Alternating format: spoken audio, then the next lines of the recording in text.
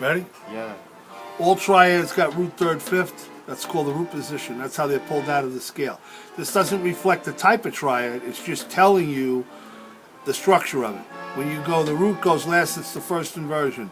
When the third goes last, it's the second inversion. In college or on piano, they like to call the root position triad the 5-3. Because now they're measuring from the first note to the fifth note, which is 5, and the first note to the third note, which is 3.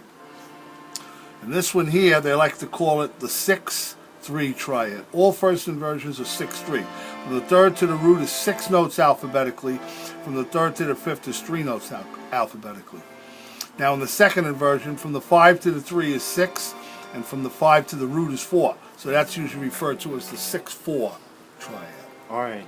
Okay? All right. Now, spacing is all based on thirds.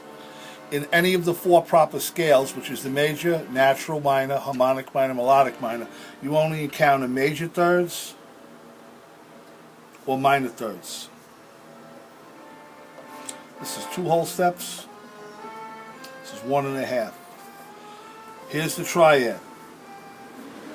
How many ways can you arrange major and minor in different sequences to create the different triads, different types of triads? You can go major minor. You can go minor major. There's 7, right? No, there's 4. You can go minor minor, and you can go major major. There's no more sequences left. All right. What you were referring to is 7th chords have 7 variations. All right. So when it goes major plus minor, the triad is called a major triad. When it goes minor plus major, it's a minor triad.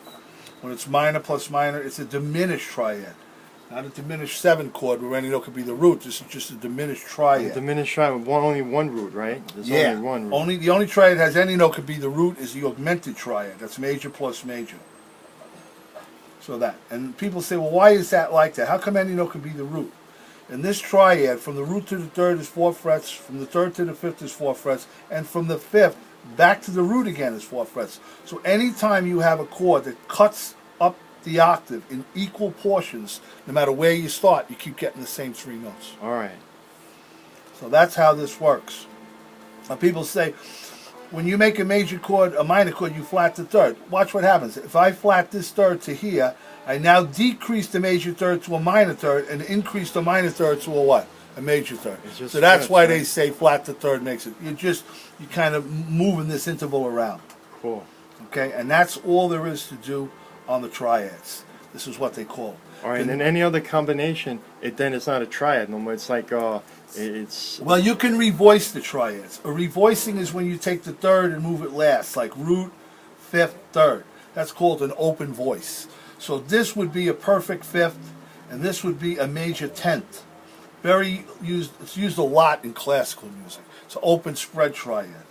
Over here, you would have, say you did the first inversion, third, fifth root, right? So now you would do, well, let's move this over to here to make it more interesting. This would be root, fifth, third. So this would be a perfect fifth, and this would be a major 10th. A compound interval means you're just in the second octave. And the next one, you would go third, root, and then you would go to the fifth. See? So from the third to the root would be a minor 6th in the major things. And from here, this would be like the octave of the fifth, which is like a 12th, a perfect 12th. Or from here to here, it's like that. See? And then the next one would be this, fifth, third, root. Now all of these chords on the guitar will play like this. Give me that electric. So you have this chord. Here's your triad, root, third, fifth. Take this note, put it last. Here's your. That would be the spread open voice. And what's a G and a? It would be A, E, C sharp. Okay. Or you could do it this way, A, E, C sharp. So on the guitar, you can go 1 note, skip 2. We'll play the exact same thing, 2 notes, skip 2. All right. See? It sounds the same. The next inversion is here. Right? That's the first inversion. So you take the E, put it last. Do it like that or like this. This is the easier way. The last one is this. And you're going to take the A and put it last. or right. over here. They're used a lot in classical. See? We use those in when we did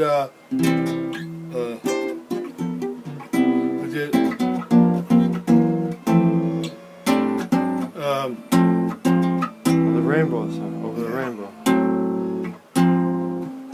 Freddie Green, the great jazz guitar player, used to play it like that.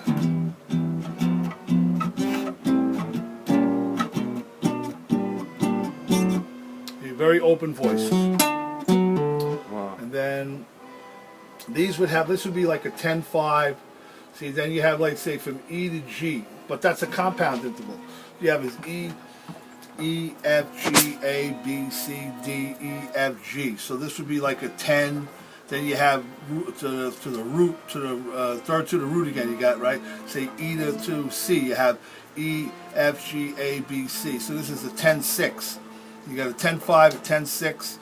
And then over here you have like from here to here is an octave. See? 5 to 5. Oh, actually we did that one wrong. This would be the root at the top. Root at the top here. So you go to the fifth, you have G, A, B, C. You know, you're doing it an octave higher. All right. Yeah. Okay. Cool.